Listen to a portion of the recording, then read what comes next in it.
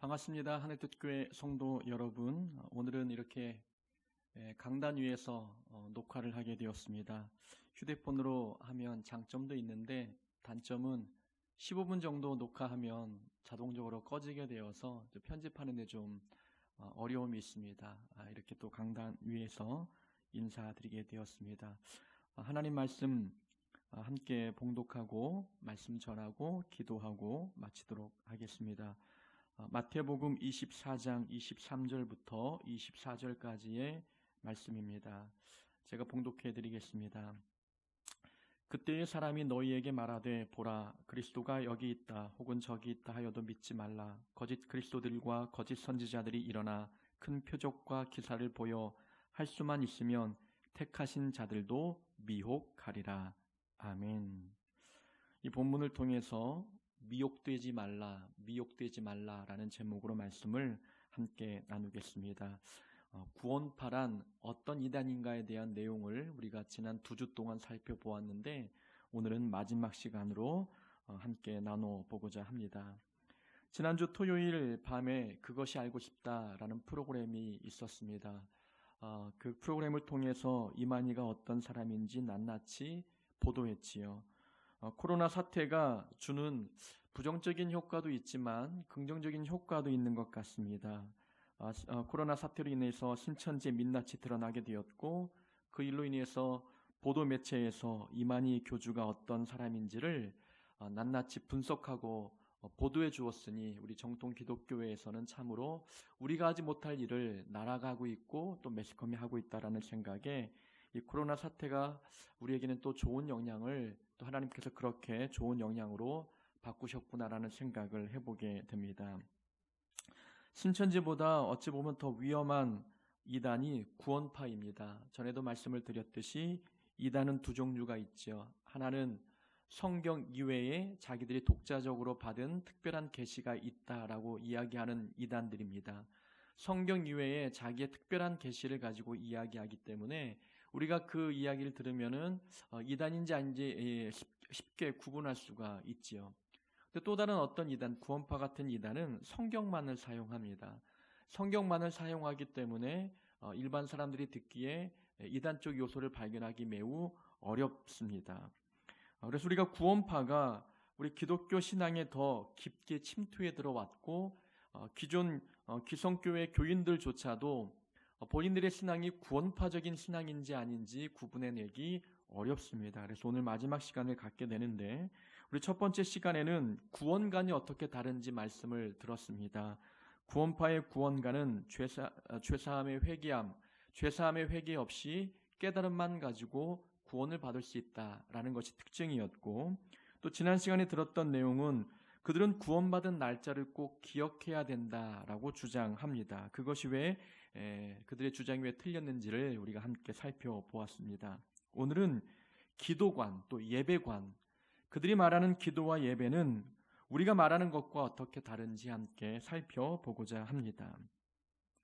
기도는 기독교 신앙에서 매우 중요한 신앙적 덕목입니다. 기도는 하나님과의 교제이지요. 기도를 통해서 하나님과 교제하고 기도 응답을 통해서 하나님의 은혜를 경험합니다. 기도는 우리 신앙 성장에 매우 중요한 자양분이 되기도 하고 기도는 우리의 영혼을 깨우는 역할을 합니다.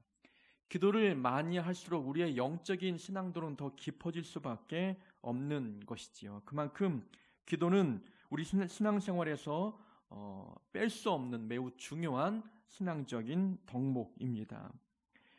모든 성도들은 기도를 통해서 하나님께 나아갈 수 있습니다. 하나님과 우리 사이에 또 다른 중보자가 필요치 않죠. 예수님이 이외에 또 다른 사람이 중보자가 된다는 것은 성경적이지 않은 주장입니다. 그래서 과거 중세 시대에는 사제나 또 다른 사람이 중보 역할을 감당해서 성도들의 기도를 대신 하나님께 드려주는 역할들을 하는 일들이 있었지만 옳지 않은 모습이지요. 우리 기독교에서는 만인 제사장을 주장합니다. 우리 모든 성도들은 제사장이기 때문에 각각 하나님 앞에 누구든 기도하고 하나님의 음성을 들을 수 있고 누구든 하나님과 기도를 통해서 교제할 수 있다라는 것이 정통 기독교의 주장입니다. 구원파의 기도론은 좀 다릅니다. 구원파의 기도론을 보면은 세 가지 특징이 있습니다. 하나는 그들은 기도는 아무나 할 수 있는 것이 아니다. 교회 지도자들만 할 수 있는 것이다 라고 주장합니다. 그리고 또 하나는 정통교회의 기도 방법과 형태를 그들은 부정합니다. 그리고 또 마지막 세 번째가 있다면 그들은 거듭나기 전에 하는 기도는 하나님과 관계없는 기도다라고 이야기하는 것이지요. 한번 하나씩 살펴보겠습니다. 그들이 말하기를 기도는 아무나 할 수 있는 것이 아니다. 오직 교회를 대표해 일을 맡은 지도자만이 할 수 있는 것이다. 그들의 주장입니다. 그들이 그렇게 주장하는 근거는 구약 성경의 모세나 사무엘이 그렇게 기도했기 때문입니다.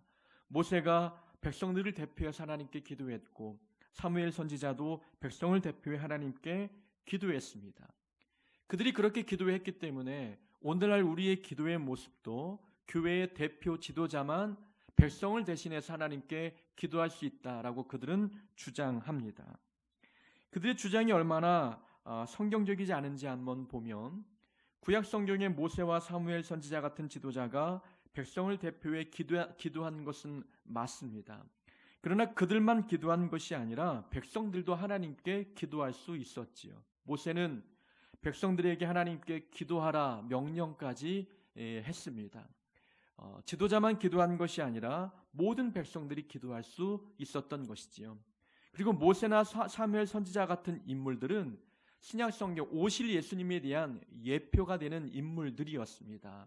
그러니까 그들은 예수님의 중보자 역할을 구약의 그들의 인물을 통해서 하나님께서 우리에게 예표해 주신 것이지요. 예수님을 예표한 행동으로서 그들이 대표성을 가지고 기도한 것이지 그들이 대표성을 갖고 기도했다고 해서 오직 교회 지도자들만 기도할 수 있다라고 주장하는 것은 잘못된 적용입니다. 구약에 예수님을 예표했던 인물들, 그들은 오실 예수님을 기다릴 수 있는 그런 마음들을 심어주는 그런 역할들을 했던 사람들이죠. 그래서 예수님이 이 땅에 오셨고 예수님이 우리를 중보하여 하나님께 기도하는 역할을 감당합니다. 그래서 예수님 이외에 중보자는 따로 있지 않고 우리가 예수의 이름으로 기도할 때 하나님 우리의 기도를 들으시고 응답해 주십니다. 예수님만이 우리의 기도를 대표해서 하나님께 중보할 수 있기 때문에 오늘날 모든 백성들은 개인적으로 하나님께 기도하며 나아갈 수 있는 특권이 주어졌습니다. 누구든 예수의 이름으로 기도하면 하나님이 들으시고 응답해 주시는 놀라운 은혜를 경험할 수 있습니다. 또 구원파는 정통교회의 기도 방법과 형태를 부정합니다. 그래서 그들은 새벽기도, 철야기도, 또 골방에서 무릎 꿇고 기도하는 이런 모든 기도의 방법과 형태를 부정하는 것이지요. 통성기도, 침묵기도 이런 기도의 형식적인 방법들을 부정하는 것입니다. 그들이 그렇게 정통교회의 기도 방법과 형태를 부정하는 이유는 그들이 생각하는 기도는 그런 형식적인 틀에 갇혀있는 기도가 아니라 교제 자체가 기도라고 그들은 주장하는 것입니다. 성도들과의 만남 자체, 이 교제 자체가 기도이기 때문에 형식에 얽매인 기도는 기도가 아니다라고 주장하고 있는 것입니다. 얼핏 들으면 그들의 주장이 틀린 것만은 아닌 것처럼 들립니다. 우리 정통 기독교에서도 삶이 기도다라는 가르침들을 하고 있지 않습니까? 그래서 삶이 기도이기 때문에 이웃과의 사랑, 교제, 또 봉사 이런 모든 것도 기도의 한 종류다라고 우리도 가르칩니다. 근데 문제는 무엇이냐면 우리는 형식적인 기도도 중요하고 삶의 기도도 중요하다고 가르칩니다. 기도의 균형을 이야기하는 것이지요.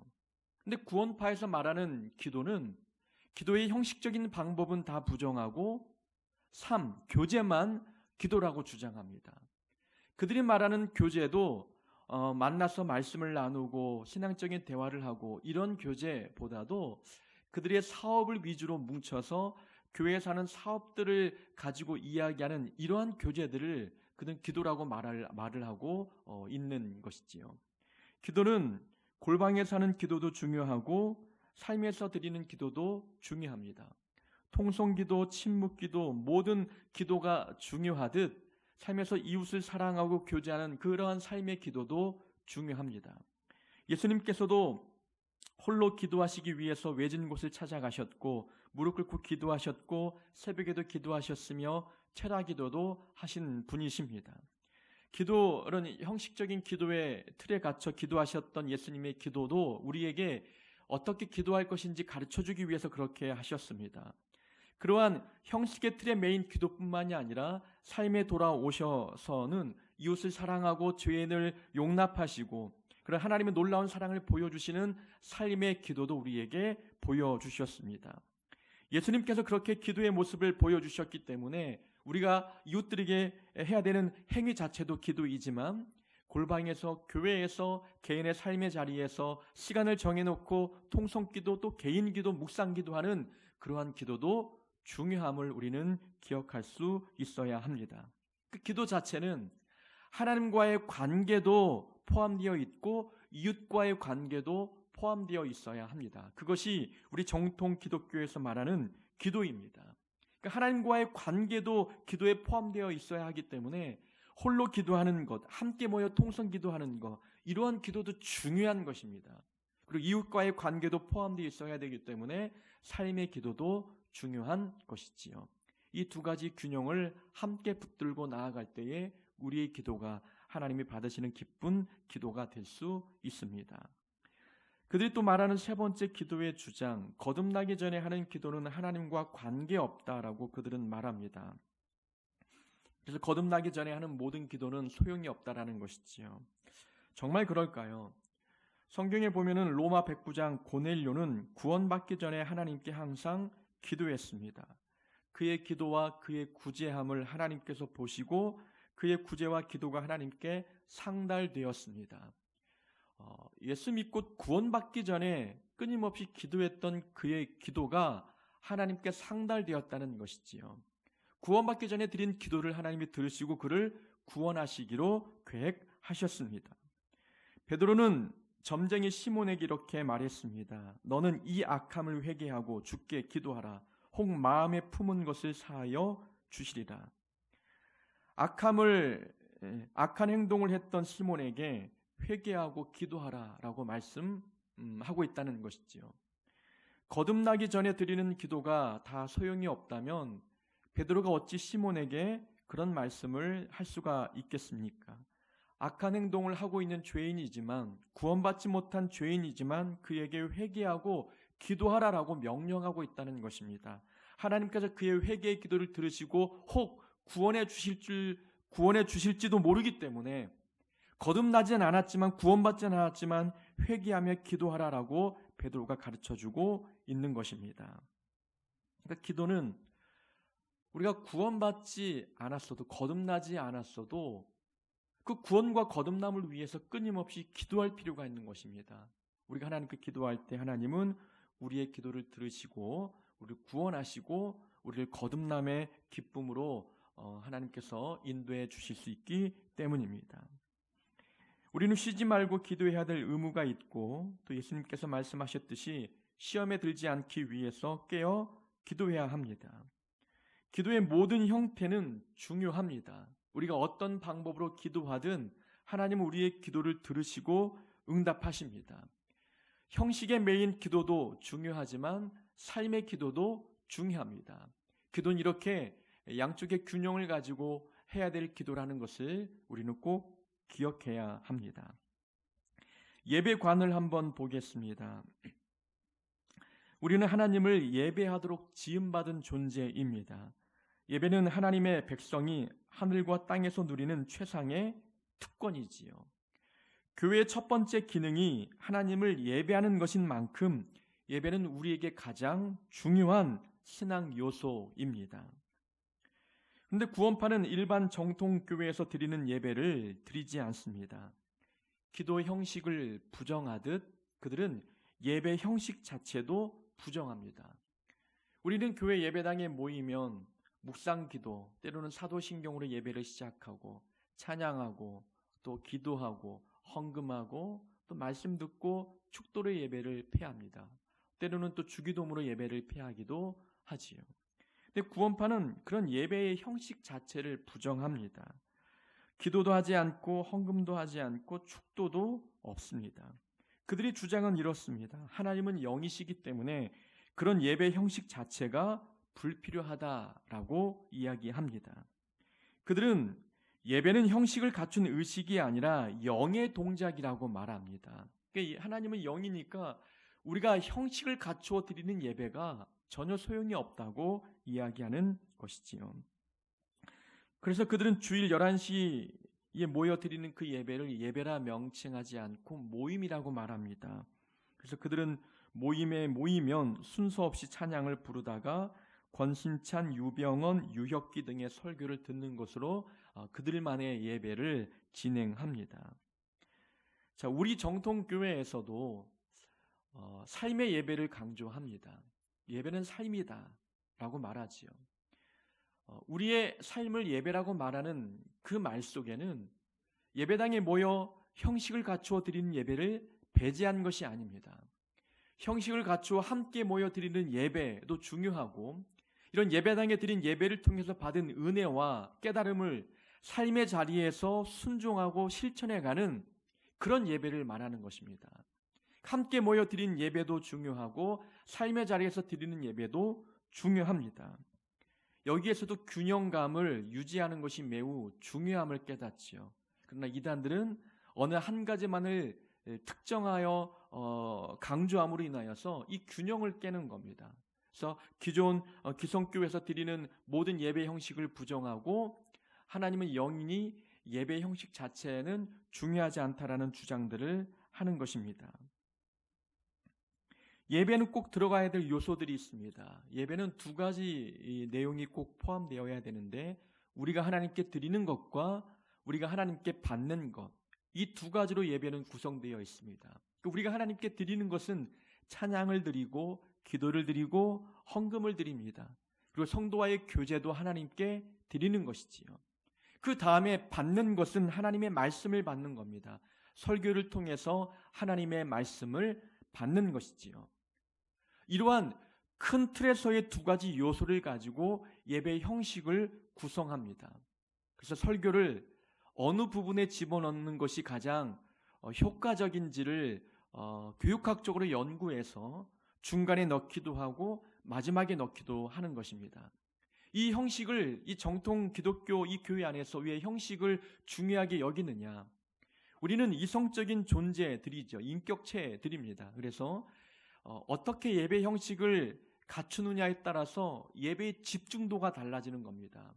우리가 감정이 있고 생각이 있고 이성이 있기 때문에 예배도 논리의 흐름, 감성의 흐름, 감정의 흐름에 따라 진행이 되어야만 합니다. 그래야 우리가 더 집중하여 예배를 드릴 수 있고 그런 예배를 하나님이 기쁘게 받으실 수 있기 때문이지요. 그래서 형식 자체를 부정할 것이 아니라 어떤 형식이 우리에게 가장 예배에 집중할 수 있도록 도울 것이며 하나님께서 주신 그 말씀의 은혜를 어떤 형식을 갖추어야 더 잘 받을 수 있는지를 연구하는 것이 더 중요하죠. 그래서 우리 형편과 우리 성도들의 어떤 성품 또 목회 철학에 맞추어 그 교회만의 예배의 형식을 짜는 것입니다. 그 예배의 형식대로 하나님께 드리는 그런 예배가 참 중요하지요. 잘 준비된 예배는 형식이 잘 갖추어져 있습니다. 형식을 잘 갖춘 예배가 잘 준비된 예배, 또 하나님이 기쁘게 받으시는 예배가 될 수 있습니다. 그래서 구원파는 헌금도 하지 않고 기도도 하지 않고 축도는 필요 없다라고 이야기를 하는 것입니다. 이단의 공통적인 특징들 이렇게 기도관에서 또 예배관에서 차이가 납니다. 이단들은 공동체 구원관을 가지고 있습니다. 자신들의 공동체 안에 들어오면 다 구원받는다라는 것이 그들의 주장이지요. 근데 정통 기독교에서는 그런 구원관을 말하지 않습니다. 구원은 개인적인 하나님과의 개인적인 관계에서 이루어지는 것을 우리는 주장하지요. 교회 안에 우리가 들어와 예배를 드리고 있어도 교회 안에 모이던 성도들 가운데는 구원받는 자가 있고 그렇지 못한 자가 있습니다. 왜냐하면 구원은 개인적인 것이기 때문에 그렇습니다. 하나님과의 일대일 관계를 통해서 또 하나님께서 은혜 주시면 구원을 받는 것이고, 또 교회당에 나와 예배당에 나와 예배를 드리고 있어도 형식적인 예배, 그리고 구원받지 못하고 거듭나지 못했다면 그 예배를 드린다 할지라도 구원받을 수 없는 것이지요. 근데 이단들은 신천지도 포함하여 구원파도 자기들 교회 안에 들어와야 구원받는다라고 주장합니다. 그렇게 주장하기 때문에 이단들은 삶의 거룩함들을 등한시합니다. 몸 자체가 그들 공동체 안에 들어가 있으니 이미 구원받은 것 아니겠습니까? 이미 구원받았으니까 삶의 거룩함에 대해서 신경 쓸 이유가 없는 것입니다. 근데 우리는 개인적인 구원관을 주장하고 있기 때문에 우리가 교회에서 예배를 드려도 그 믿음으로 구원받는 이 교리가 진리가 되기 위해서는, 내가 정말 구원받는 믿음이 있기 위해서는 변화된 삶도 동반되어야 되는 것이지요. 그것이 개인적인 구원관이 가지고 있는 특징입니다. 정말 믿음이 있다면 삶의 변화가 있고 행함이 있는 믿음이 있어야 된다라는 것이죠. 그래서 구원받은 자라고 한다면 삶의 변화와 거룩함, 성화의 단계들을 거치는 것이 중요하고, 그것이 바로 우리 정통 기독교에서 가르쳐주고 있는 구원관입니다. 사입이나 이단은 삶과 신앙의 균형이 없습니다. 그래서 사회에 미치는 부정적인 영향이 굉장히 크지요. 우리는 진리를 믿는 성도들입니다. 우리는 성경의 진리를 믿고 정통 기독교에서 가르치는 교리를 믿는 자들입니다. 우리가 믿는 예수님이 진짜이고 우리가 따르고 순종하는 성경의 진리가 진짜라면 우리는 삶의 변화가 뒷받침되어야 하고 사회에서 긍정적인 영향을 끼치며 살아가는 자들이 되어야 합니다. 가짜를 믿는 이단들이 우리보다 더 나은 삶을 산다면 진짜를 믿고 있는 우리의 모습이 얼마나 하나님 앞에 부끄럽겠습니까? 진짜를 믿고 있는 자로서 그들보다 더 나은 삶의 모습을 세상에 보여주는 것이 우리가 해야 할 몫이다라는 것입니다. 요즘 이단들 때문에 교회가 같이 욕을 먹고 있습니다. 세상 사람들은 이단이나 정통 기독교나 똑같다고 보죠. 구분할 수 있는 안목들이 없기 때문에 그렇습니다. 그들 눈에는 다 똑같은 교회로 보는 것입니다. 그래서 전도가 어려워지고 교회가 어떤 좋은 일을 해도 늘 욕을 먹는 이유가 바로 그러한 부정적인 시각들 때문입니다. 우리가 좀 더 말씀대로 살고 말씀에 순종하며 좀 더 거룩하고 진리에 가까운 삶을 우리가 산다면 교회를 향한, 또 기독교를 향한 부정적인 시각들은 조금 완화되지 않을까라는 기대감을 갖습니다. 우리가 이단에 빠지지 않기 위해서 좀 더 성경에 집중하고 가르침을 잘 받고, 또 성경 공부 모임이 있다면 교회에 나와 함께 배워가면서 이단과 정통 기독교의 차이점을 잘 구분할 수 있는 안목들이 생길 수 있기를 바랍니다. 모든 이단들은 성경을 임의적으로 또 우화적으로 해석해서 가르칩니다. 그러니까 성경을 바르게 알고 있는 성도들은 이단의 꾀임에 넘어갈 수 없습니다. 항상 말씀의 반석 위에 신앙의 집들을 잘 지어나가는 우리 하늘빛교회 성도님들이 될 수 있기를 바랍니다. 우리 기도하겠습니다. 하나님 아버지, 오늘까지 구원파에 대한 내용들을 함께 나누었습니다. 그들이 말하는 기도와 우리의 기도가 어떻게 다른지, 그들의 예배관과 우리의 예배관이 어떻게 다른지 함께 나누었습니다. 부족하지만 함께 나눈 이 말씀을 통해서 우리 성도들 이단을 구분해낼 수 있는 안목들을 갖게 하시고, 그래서 이제는 더욱더 하나님 앞에 가까이 나아가 바른 신앙생활을 살아가는 우리 모습 되게 은혜를 베풀어 주옵소서. 이단이 우리를 미혹하고 또 우리를 유혹한다 할지라도 말씀의 반석이 굳건히 선 우리 성도님들은 그 이단의 유혹에 넘어가지 않도록 하나님께서 함께하여 주옵소서. 바른 말씀의 가르침을 통해서 믿음이 더욱더 견고해지고 굳건히 성장할 수 있도록 도와 주옵소서. 그래서 바른 진리 안에 성령의 열매를 날마다 맺어가는 우리 하늘교회 성도들 되게 은혜를 베풀어 주시옵소서. 주일날 다시 모일 때까지 말씀에 순종하며 살아가는 우리 성도님 될 수 있도록 도와주시옵고, 예수님의 이름으로 기도합니다. 아멘.